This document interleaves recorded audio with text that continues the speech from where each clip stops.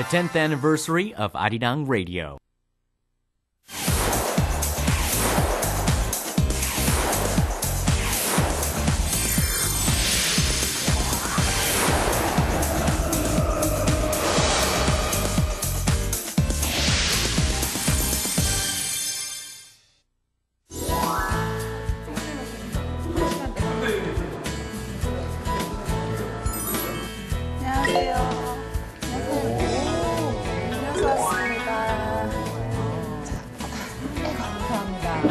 이거 맛있겠다.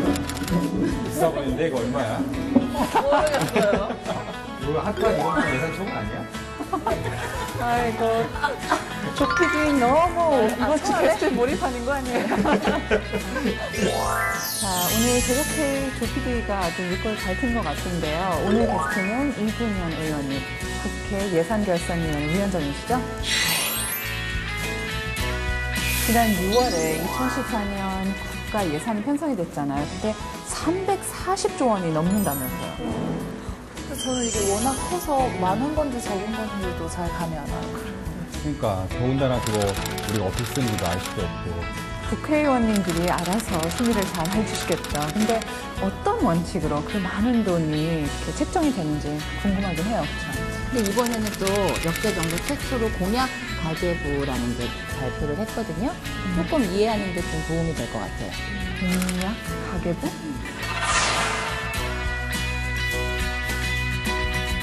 예결위 위원장이라고 하면은 나라 돈을 다 관리하는 거 아니에요? 그럼 성격도 엄청 꼼꼼해져야 될 것 같은데. 왠지 회계나 경제 전문가일 것 같아요. 아니야. 이준현 의원님은 30년 넘게 교육에 몸담으신 교육자. 근데 이게 또 히스토리를 좀 알아보면 되게 심금을 이 자서전이 있어서 좀 봤는데 초등학교를 졸업하고 중학교를 가지 않고 바로 생업전선에 뛰어들어서 여러 가지 일을 하다가 고등학교는 검정고시로 갔거든요. 그럼 아예 중학교를 안 다니신 거네요? 유학까지 다녀오신 거예요? 검정고시로 고등학교까지 갔는데 거 가자마자 이제 반장이랑 총학생회장, 우등생이셨죠. 저는 그 어린 나이에 일을 시켜주는 데가 있다는 게 좀 신기한데요. 그러니까 그런 경험이 오히려 교육자의 길을 가는 거에 있어서 좀 영향을 주지 않았을까 그런 생각.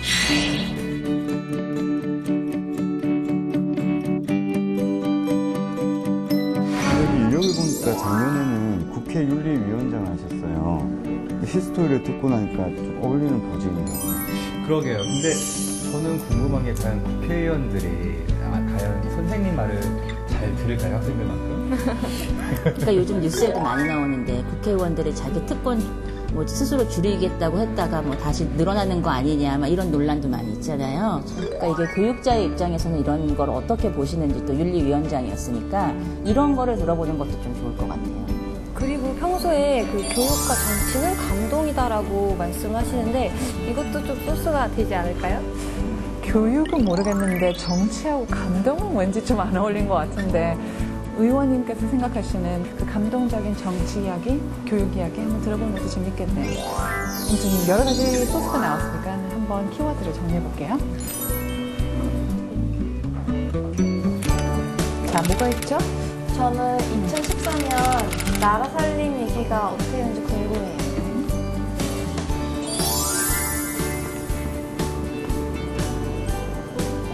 그리고요. 저는 그 위원님의 자수성가 인생에 대해서 좀 듣고 싶은데. 저도 궁금해요. 또요. 그리고 교육자로서의 인생 스토리를 한번 들어봤으면 좋겠어요.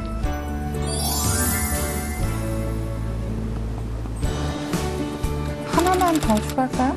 저는 아까 정말로 정치로 감동을 줄 수 있는지 그걸 좀 확인하고 싶어요. 감동? 정치? 이 정도면 충분할 것 같죠?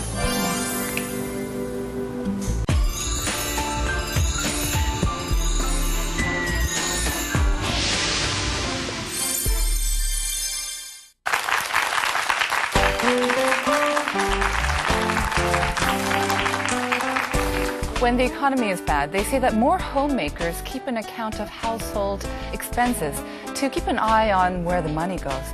Well, For the first time, the Korean government has released details of the national budget to the public.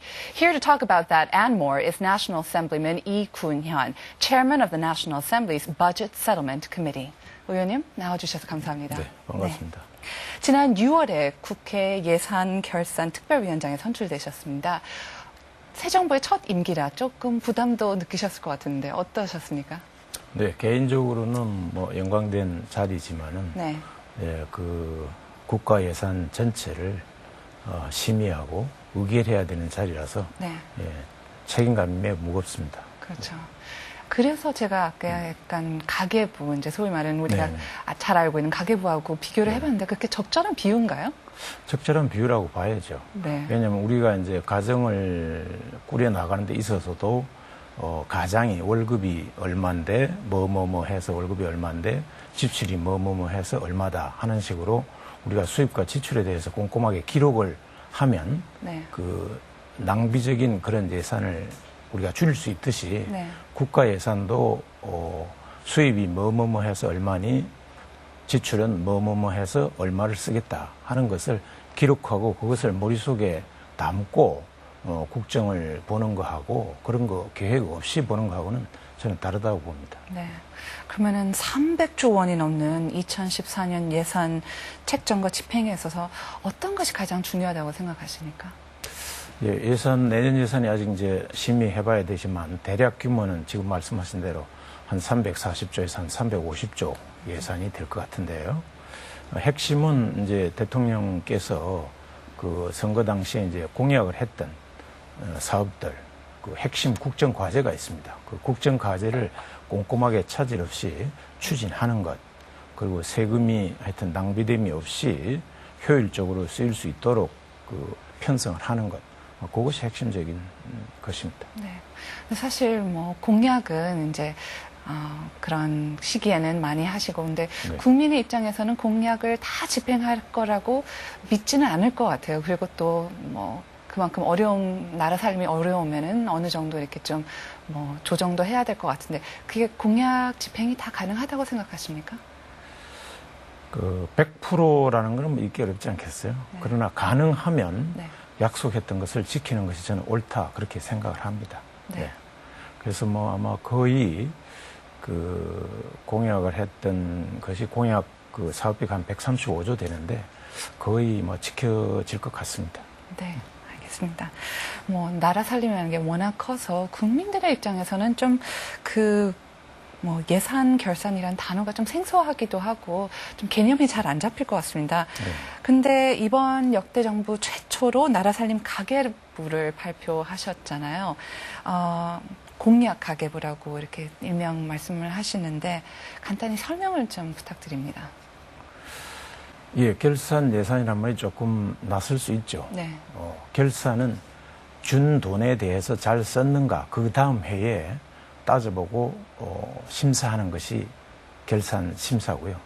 예산 심사는 내년에 줄 예산을 편성하는 것, 그것이 예산을 세우는 겁니다. 네. 그리고 공약 가계부라고 하는 거는 이제 그 대통령께서 선거 당시에 공약했던 것에 대해서 어떻게 재원을 마련해서 또 어떻게 어떤 부문에 쓰겠다, 어디에 강조점을 두겠다 하는 것을 계획을 세운 것을 이제 공약 가계부다.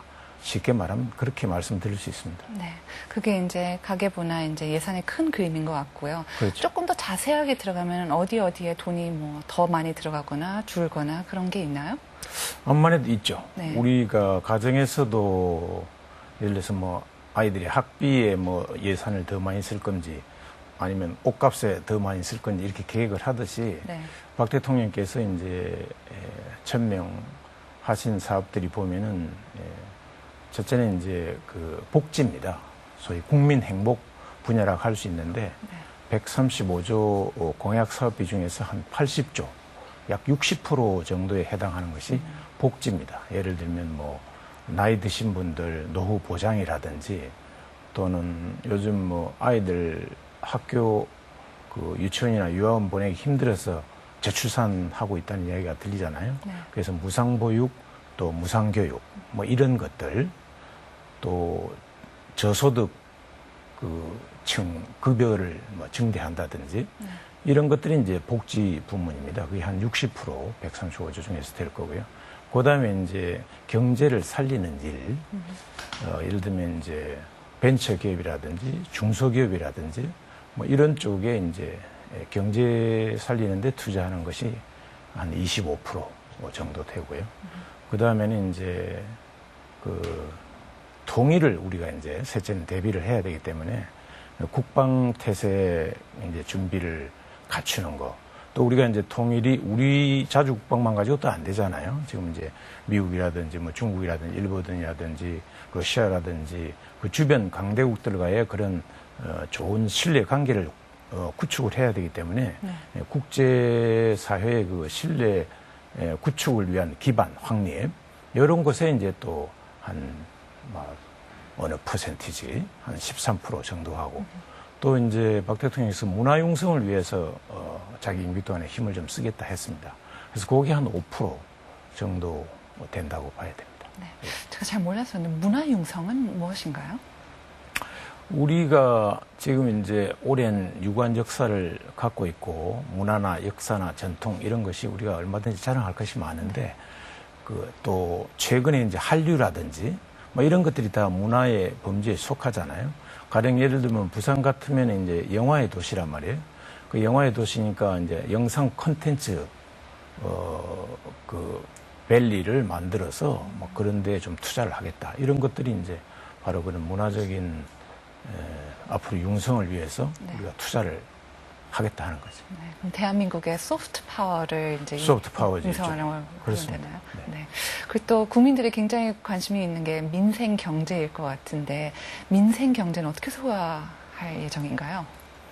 민생 경제는 뭐 어느 정부나 다 가장 중요한 것이 이제 민생이니까 국가의 지도자가 사실 할 일이 세 가지입니다. 첫째는 어떤 위협이나 위험으로부터 안전하게 지켜주는 일이고 두 번째는 뭐 쉬운 말로 등 따쓰고 배부르게 해주는 일, 경제죠. 네. 어려운 말로 하면 뭐 그런 일이고 또 하나는 이제 그 나라가 갖고 있는 그 역사, 전통 또 반드시 지켜야 할 가치 이런 것들을 이제 전승 발전시키는 것들이 이제 국가 지도자가 해야 할 일인데요.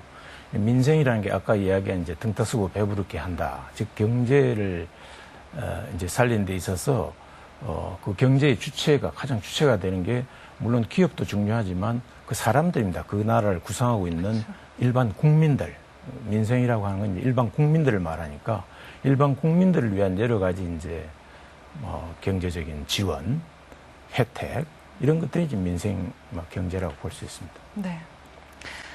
Well, the National Assembly Budget Committee lays down the cornerstone of the National Account so that it doesn't fall apart. Let's see Chairman Lee at work. This is Korea's National Assembly. We're visiting the offices of Assemblyman Lee Kun-hyun, who was appointed chairman of the Special Committee on Budget and Accounts. He has been given the tremendous task of overseeing the 2014 national budget. This is the new administration's first annual budget, and with over 300 trillion won on the line, there is no time to rest. 새누리당 그 결산과 관련한 국회직 위원장들 대책회의하러 지금 가고 있습니다.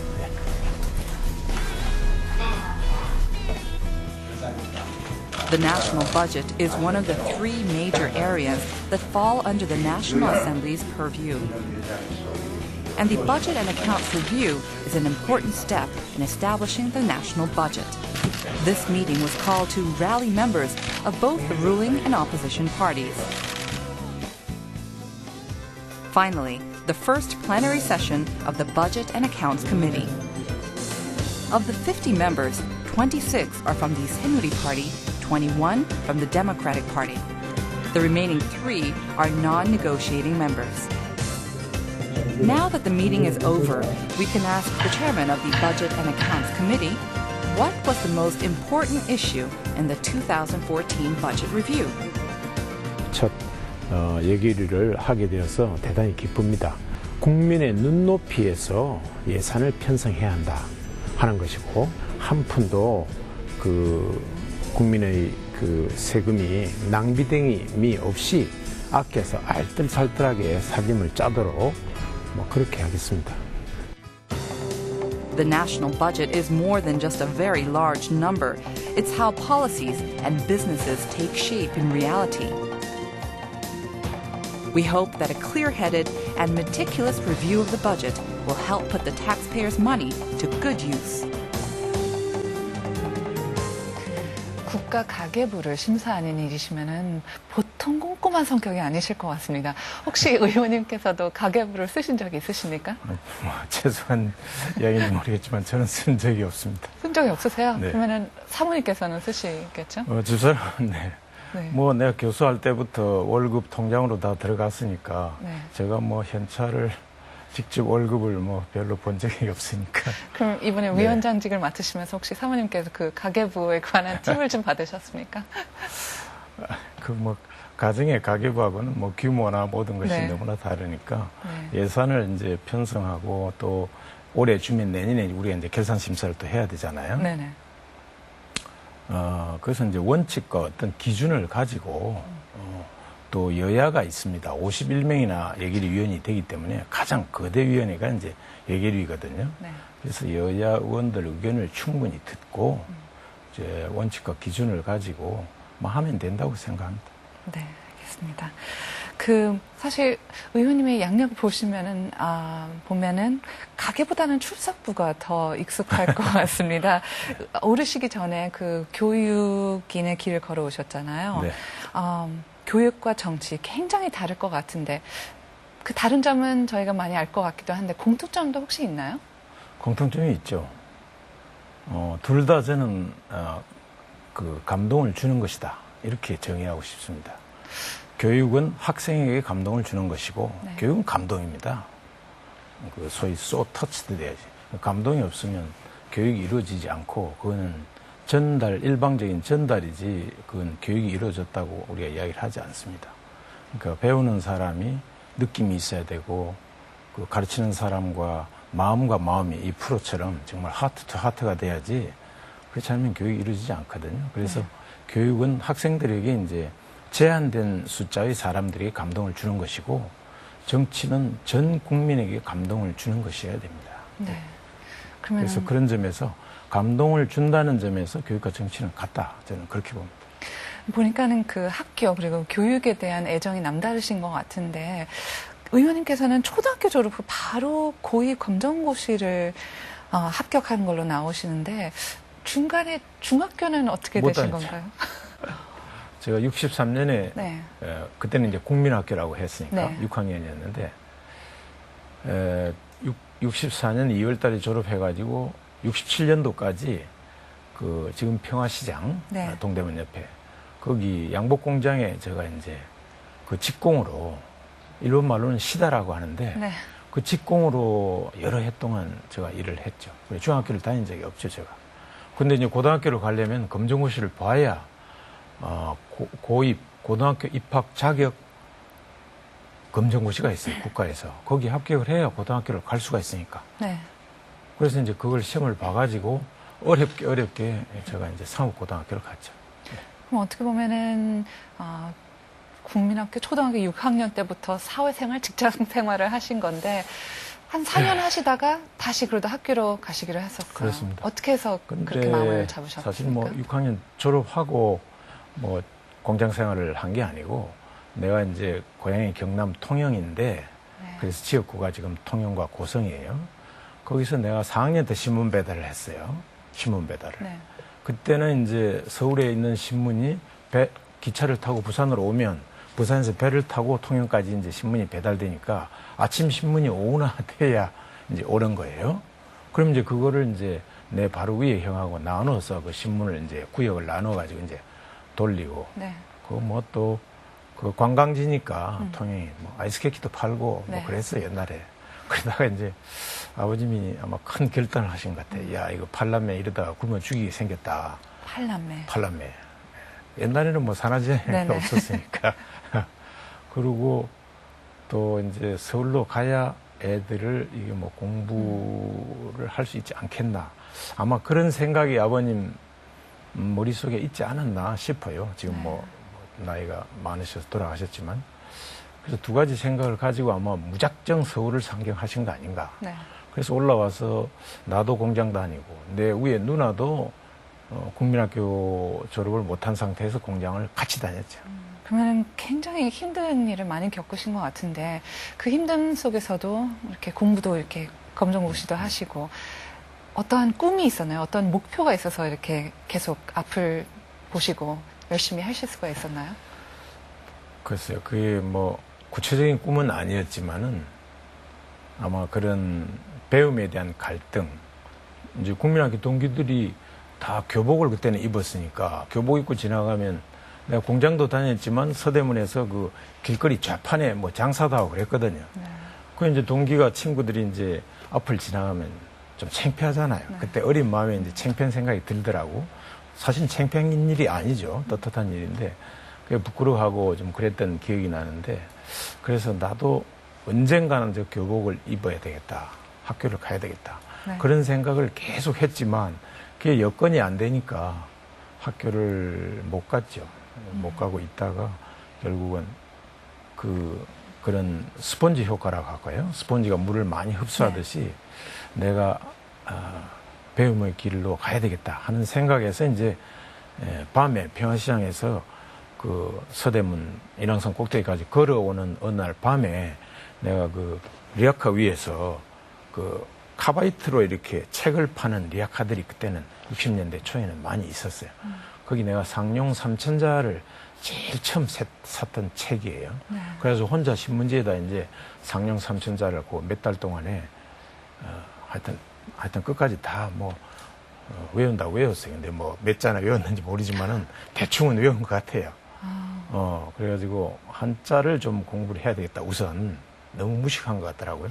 그래서 이제 한자를 공부하고 그 다음에 이제 검정고시를 했는데 내가 67년 구정을 기해서 설날을 기해서 그만뒀는데 5월 달에 검정고시가 있었는데 한 2, 3개월 했더니 학교를 안 다녔으니까 우리가 9과목을 붙어야 검정고시 합격을 할 수가 있거든요. 한 과목 붙고 8과목이 다 떨어지더라고요. 그래서 이제 다시 또 5개월 해가지고 그때는 검정고시가 1년에 2번 있었어요. 네. 10월 달인가 뭐 있었는데 그때 다시 8과목을 간신히 붙어가지고 네. 그 뭐 어렵게 상고에 그것도 장학금 준다고 하니까 네. 형이 내 바로 위에 그 신문 같이 돌렸던 형이 상고를 나와가지고 이제 형은 은행을 들어갔어요. 기업은행, 중소기업은행에 그때 네. 이제 톱으로 들어갔는데 그래서 형이 은행 생활을 하면서 야 너도 이제 공부해야 될 거 아니냐 이래가지고 이제 공부했지. 형이 아마 은행 못 들어갔으면 제가 아마 공장 생활을 계속 했지 않았을까. 운명이 달라졌지 않았을까. 네.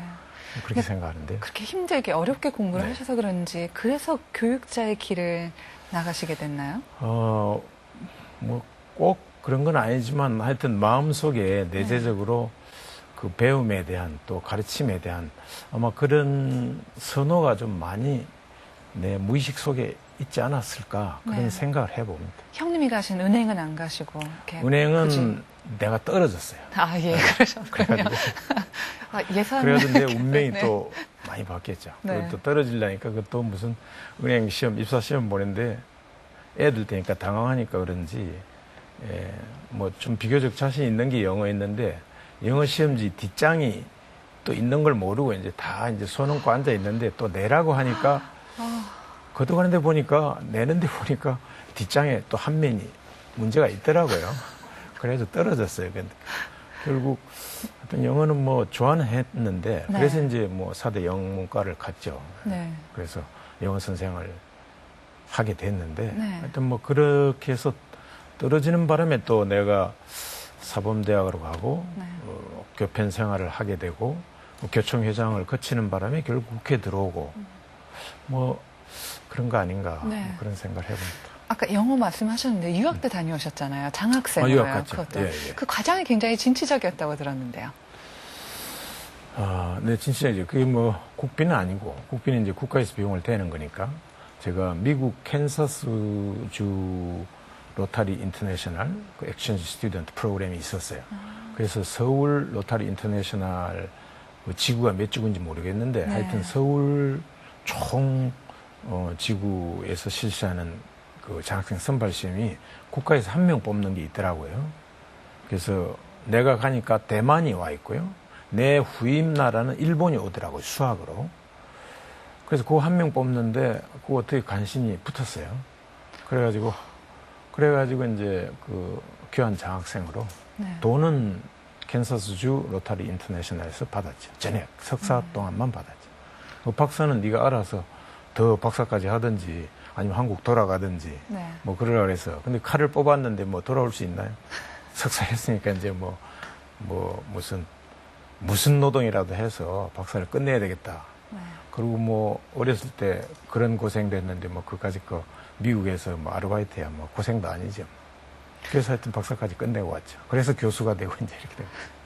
그래도 왠지 저희 인터뷰를 영어로 할 거 그랬다는 생각이 아니. 갑자기 드는데요. 나 영어 잘 못해요. 얼마나 영어를 잘하셨어요? 잘 못해. 영어 뭐 어떻게 하셨습니까? 가시기 전에도 많이 익힌 상태에서 가셨나요? 영어를 잘 해볼 거라고 노력은 무지무지하게 많이 했죠. 근데 어떻게 노력하셨어요? 비결이 뭐죠? 그때 미국 사람이 한국에 많지 않으니까 여기 용산에 H3 컴파운드 미8군이 있었어요. 거기 이제 내가 통역을 좀 한국 사람들 하러 들어가겠다. 캉푸라고 일종의 우리 중국 쿵후 캉푸라고 그 사람들 캉푸라고 그러던데 공부지 한자로 쓰면 그거 내가 이제 운동하는 사람들이니까 영어가 아무래도 조금 딸리니까 내가 조금 보캐블리가 나으니까 내가 가서 설명을 좀 통역을 해주겠다.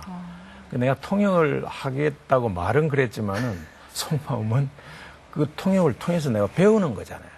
영어를 3단을 자꾸 배우고 외워야 되고 공부를 해야 되니까 그래서 그거 통역한다고 뭐 한 1년 반 넘어 드나들었죠. 그리고 무슨 학원인가 무슨 시사영어 학원인가 뭔가 하여튼 그 AFKN 그 청취하는 그때 그 녹음기를 가지고 탁 틀어주고 카세트를 가지고 또 이제 다시 리와인드를 시켜가지고 또 틀어주고 이걸 계속 이제 그 가르치는 선생이 AFKN 반이라고 있었어요.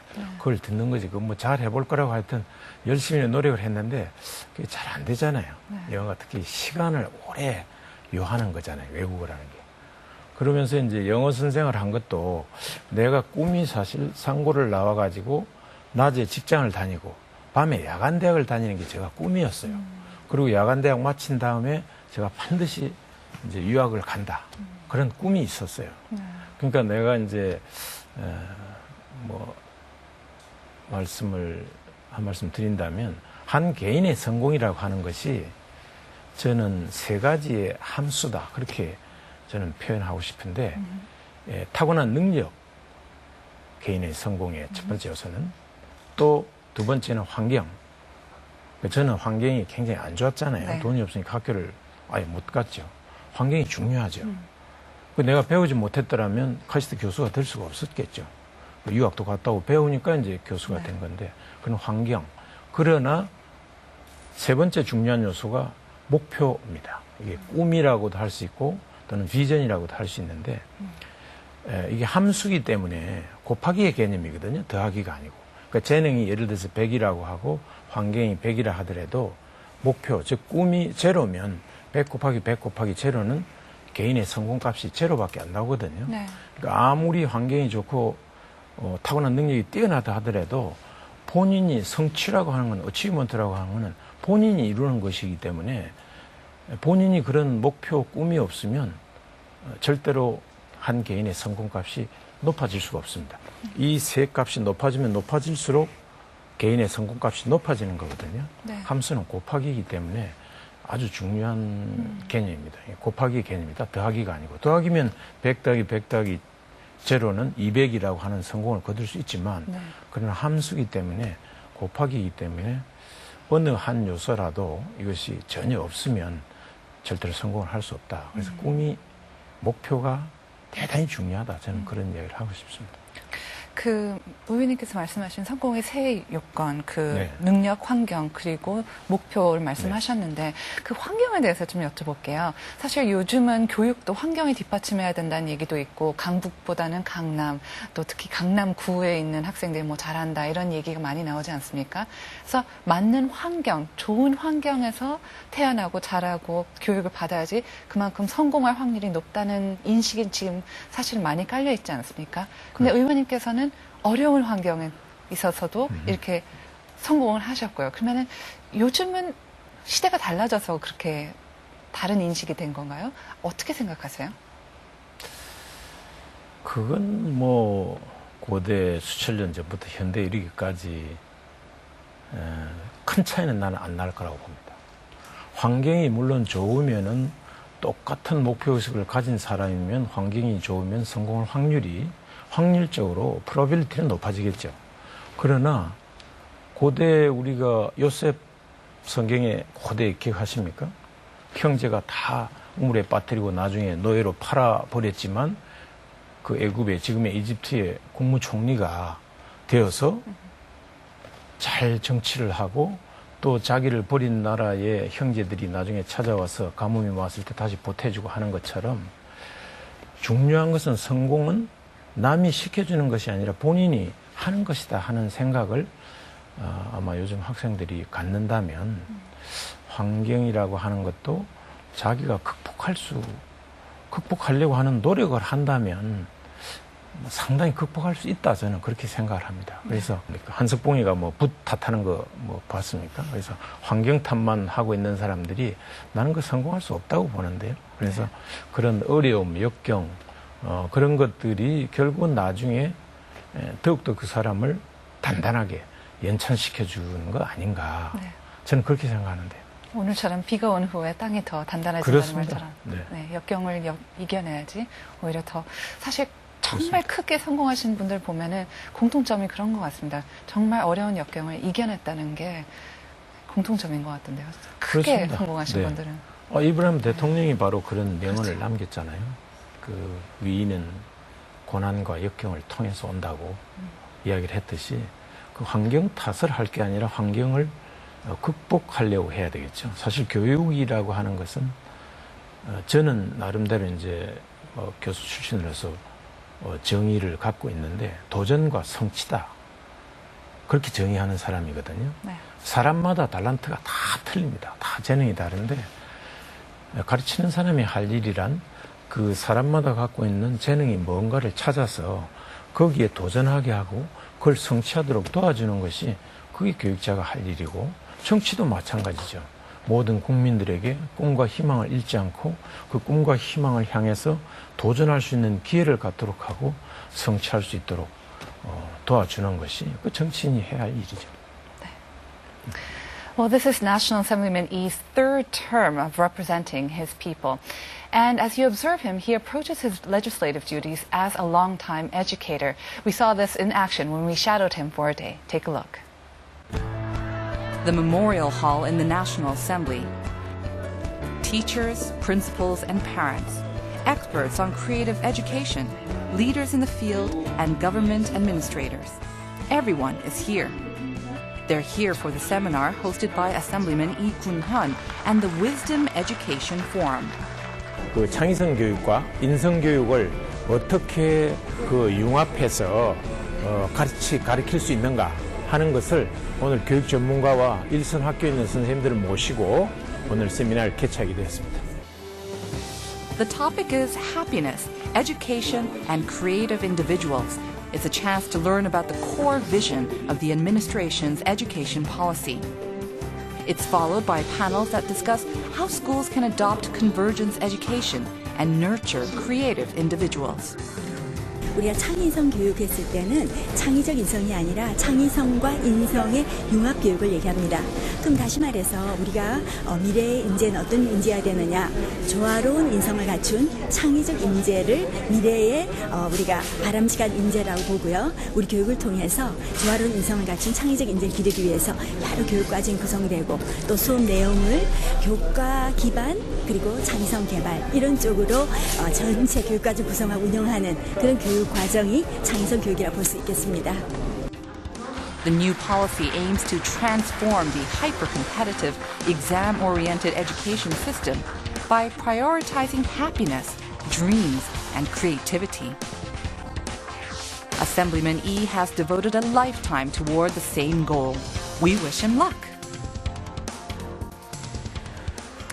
어릴 때부터 워낙 또 다양한 경험도 가지셨고 자수성가를 이루신 것 같아서 그 학생들을 보는 시선도 남들보다는 좀 많이 다를 것 같아요. 애정도 많으실 것 네. 같고.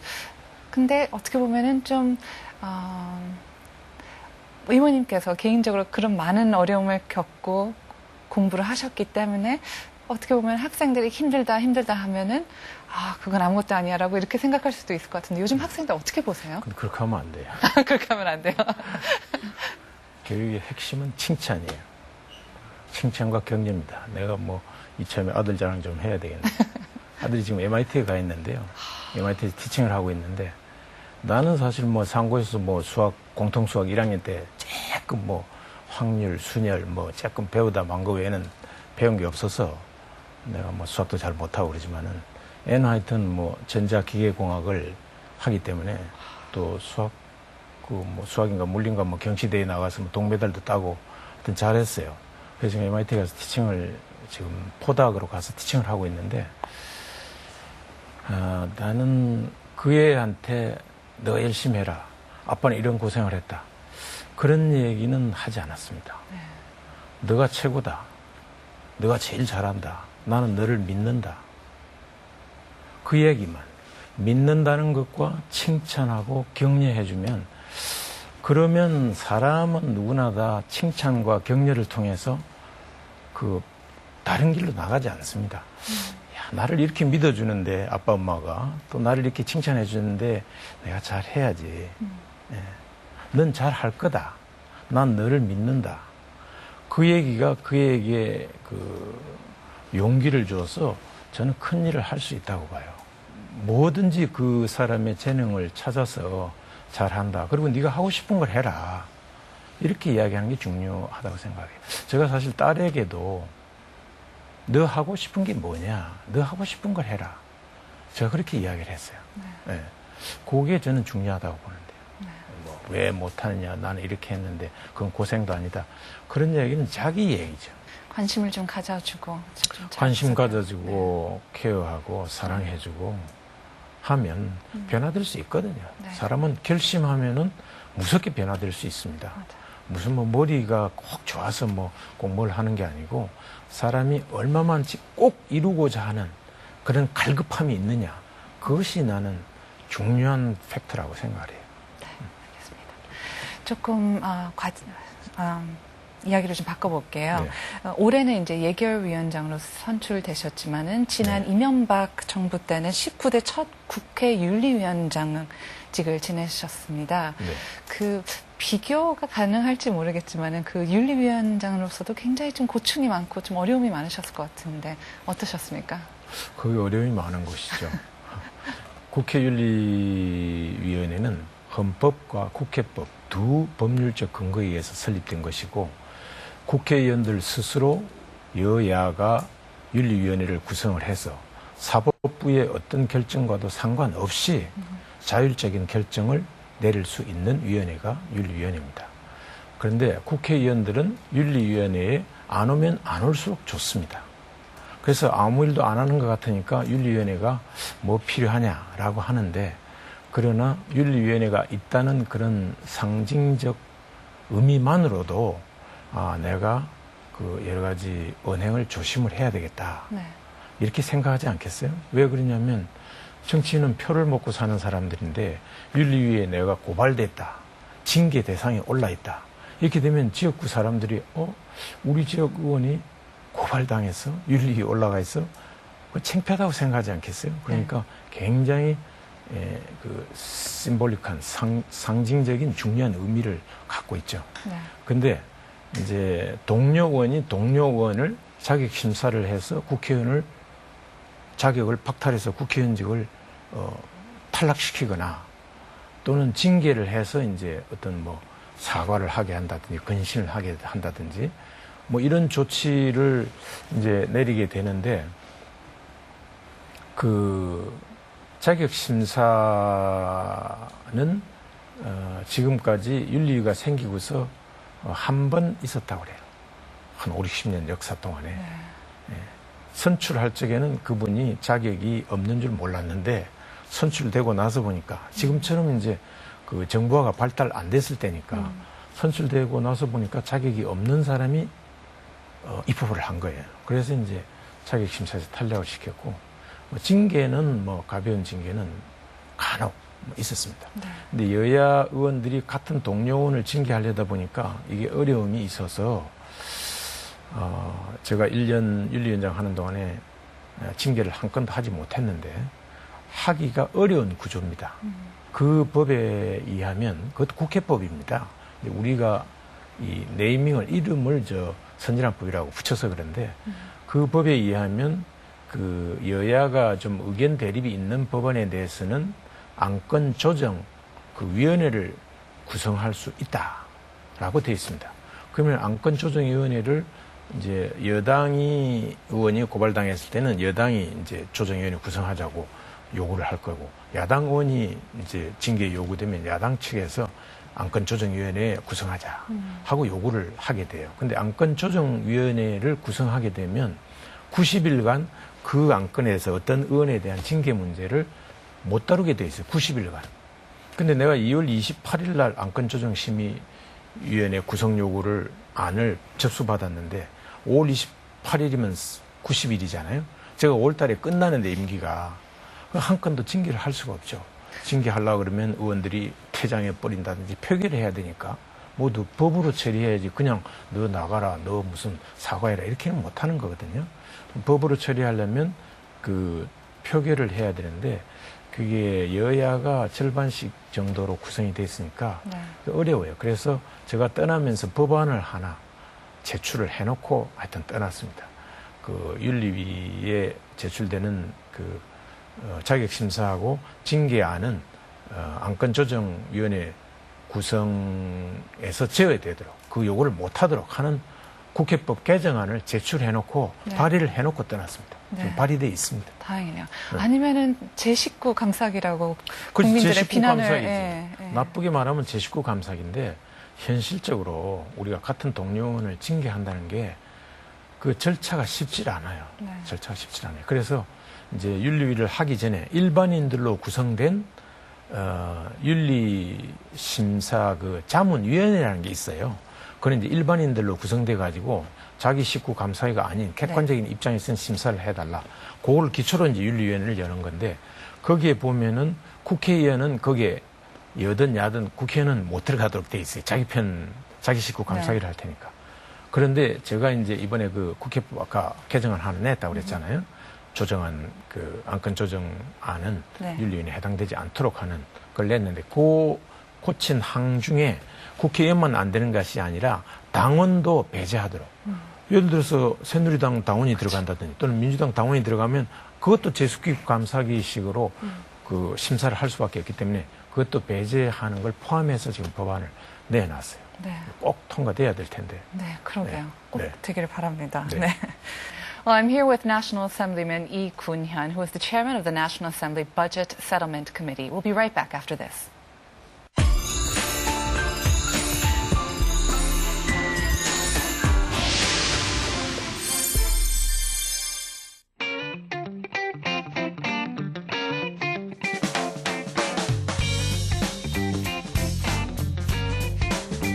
월급에 맞춰서 지출해야 되잖아요. 네. 월급은 100원인데 뭐 지출을 200원씩 한 달씩 하면 네. 그 살 길이 없잖아요. 국가 예산도 이제 박 대통령이 가계부라는 이름을 아주 적절하게 네. 그 국민의 눈에 맞춰서 잘 붙이는 거지. 국가 예산 수입 지출 내역서죠. 걱정한다고 문제가 해결되는 건 아니니까. 편안한 마음을 먹고 건강한 생각을 가져야 네. 건강한 예산도 짜고 건강한 국가 운영도 하는 거지.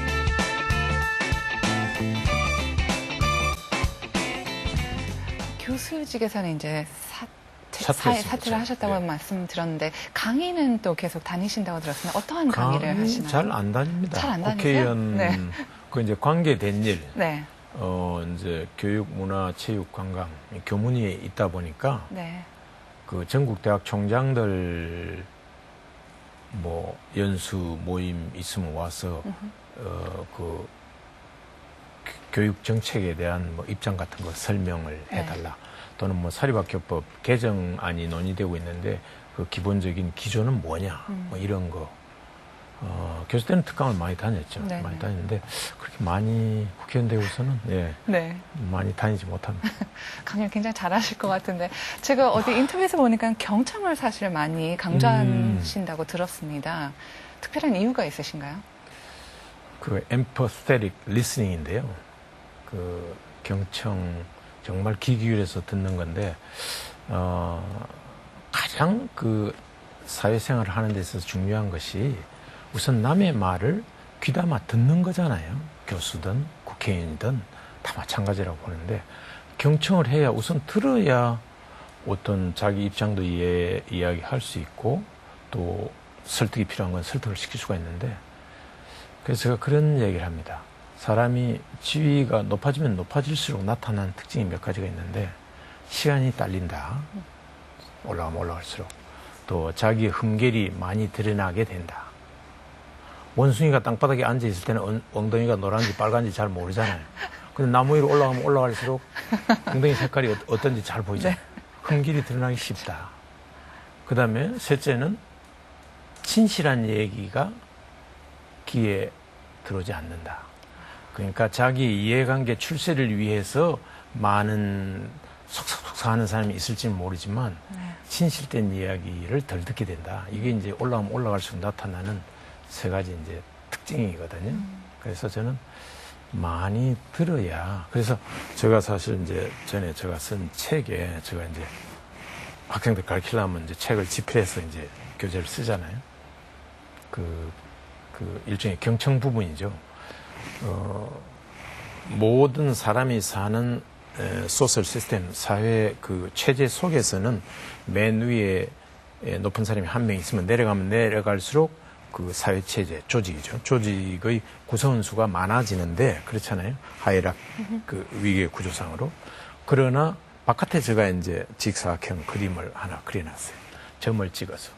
그 지위가 올라가면 올라갈수록 삼각형이 위로 가면 좁아지니까 점의 수는 늘어나잖아요. 올라가면 올라갈수록 들어야 할, 경청해야 할 사람의 숫자는 늘어난다. 반비례해서.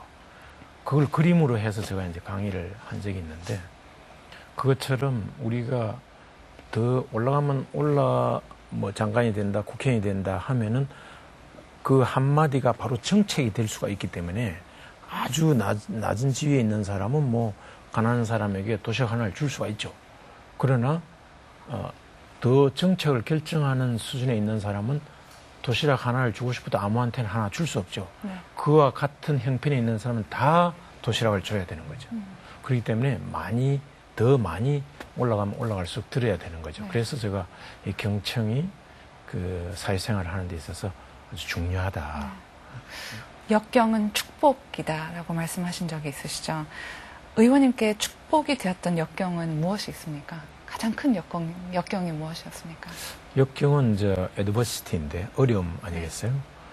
국민학교 초등학교 졸업하고 그 남처럼 교복 입고 학교를 다니고 싶었는데 못 다니고 공장 다니고 그 독립문에서 인왕산 그 무학재 고개 넘어가는 곳에서 길바닥에서 장사하고 하니까 그런 것들이 어려움, 역경이죠. 그렇지만은 그거를 이제 어떻게 바라보냐에 따라서 그걸 비관적으로 이 세상이 왜 그런가, 나는 왜 이렇게 가난한가, 부모는 왜 이렇게 배운 게 없나, 그렇게 하는 것보다 내가 열심히 하면 나도 다시 성공할 수가 있고 또 얼마든지 다른 그런 위치에 갈 수 있다. 그런 생각을 해야 되겠죠. 그런 생각을 하는 게 참 중요하다고 생각합니다. 네. 의원님 좋은 말씀 감사합니다. 많이 배웠습니다. 감사합니다. 네, 오늘 나와주셔서 감사합니다. 감사합니다. Well, that was National Assemblyman Lee Kun-hyun. You can rewatch our program on our homepage, arirangtv.com. Join us again next time. Bye-bye.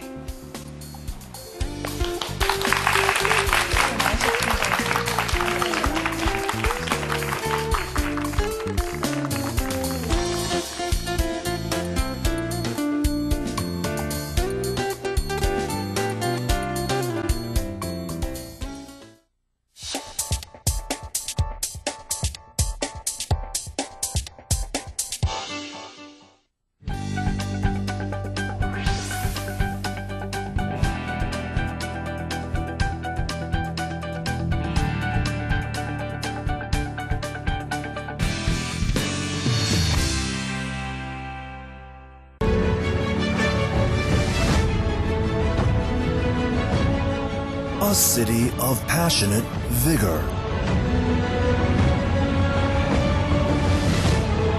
A city of brilliant light.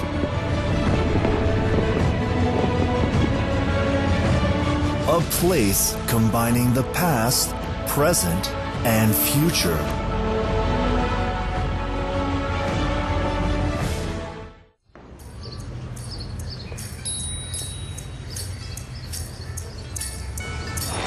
Arirang FM.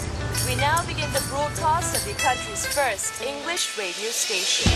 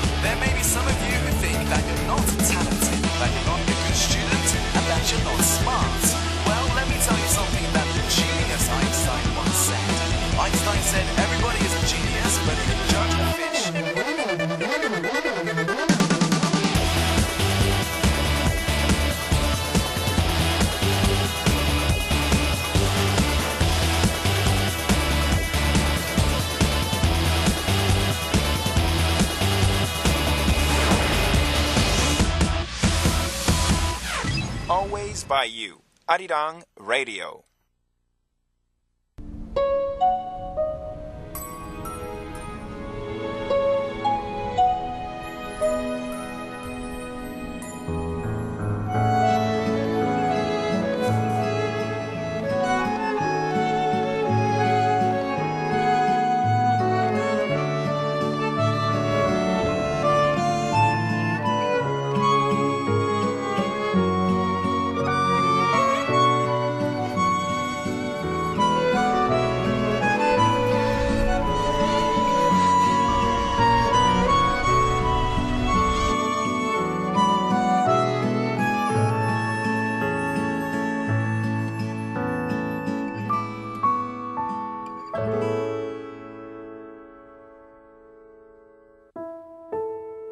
이 아이를 기억하지 마세요.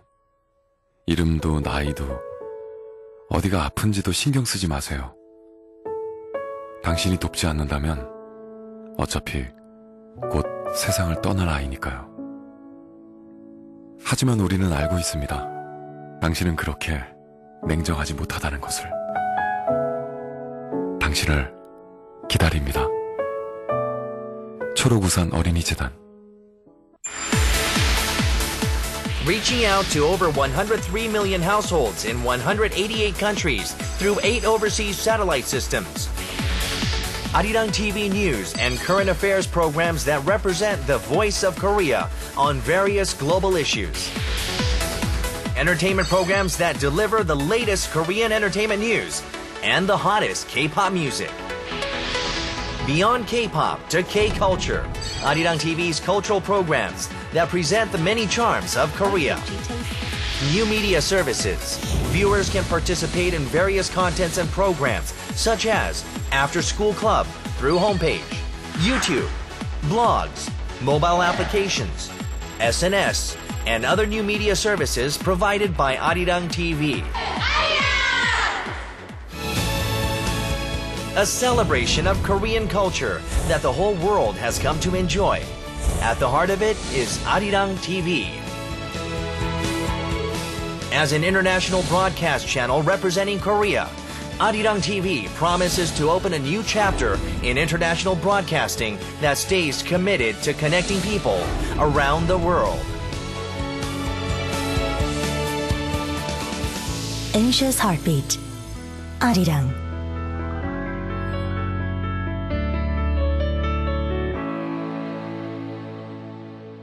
Monthly highlights.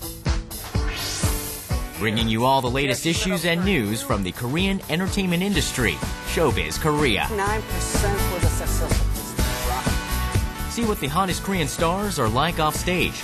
And stay informed on Korean popular culture from movies, K-drama, and K-pop to She fashion. recently held her first showcase. You're right, you're absolutely correct. If you want to follow the latest trends in Korea, don't miss Showbiz I'll see Korea. you soon again. Thank you very much. Bye-bye. Korea Today. Good morning and welcome to Korea Today. Arirang TV's live news magazine, Korea Today. Oh, that smells really good. From food, fashion, and beauty tips to entertainment and travel, learn everything about Korea. And will gradually spread. Catch the latest news briefings and live reports from around Korea. Start your day with a fun, informative news program, Korea Today. Arirang's longest-running talk show, Heart to Heart. Notable figures from all walks of life with a deep attachment to Korea sit down for an honest talk. Celebration 2013. See another side of Korea through their past efforts and future dreams. Small founding stone. A heartfelt talk show with famous personalities. Catch it on Heart to Heart. It really looks like everyone's having a lot of fun. A live request music show with K-pop fans from around the world. After School Club. Anyone from anywhere can participate in the live show via SNS. Here's your chance to video chat with K-pop idol stars in real time. A show catered to global K-pop fans. If that's you, be sure not to miss After School Club.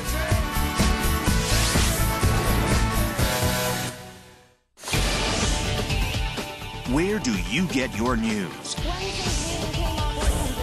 For an international perspective on all of the influential stories happening across the globe, start here at Arirang. For our early hour show, we bring you domestic news, but also we report on international stories that have developed overnight here in Korea.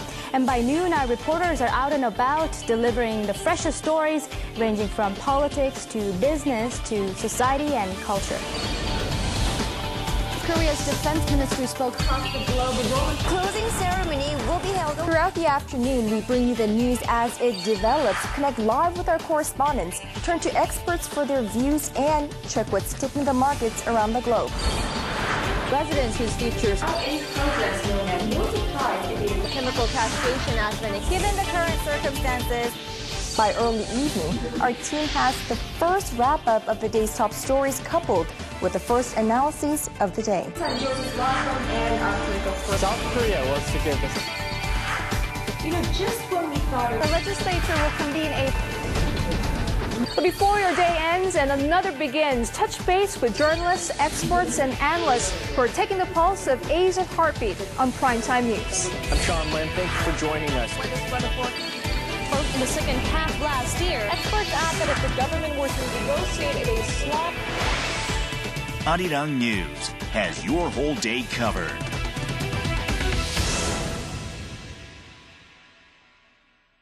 지금 바로 시작해봐요. 아주 작아도 좋아요. 사랑을 나눠주세요.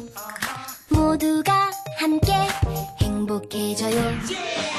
작은 마음 모여 큰 열매 되죠. 세상에서 가장 큰 열매? 사랑의 열매.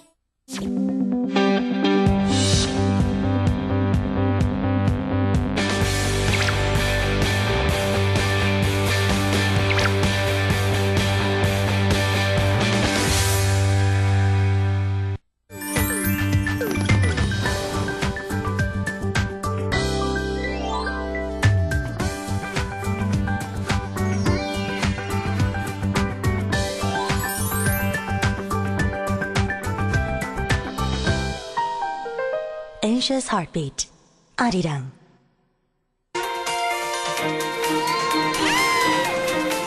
The place where a variety of enjoyment can be experienced through all 4 seasons.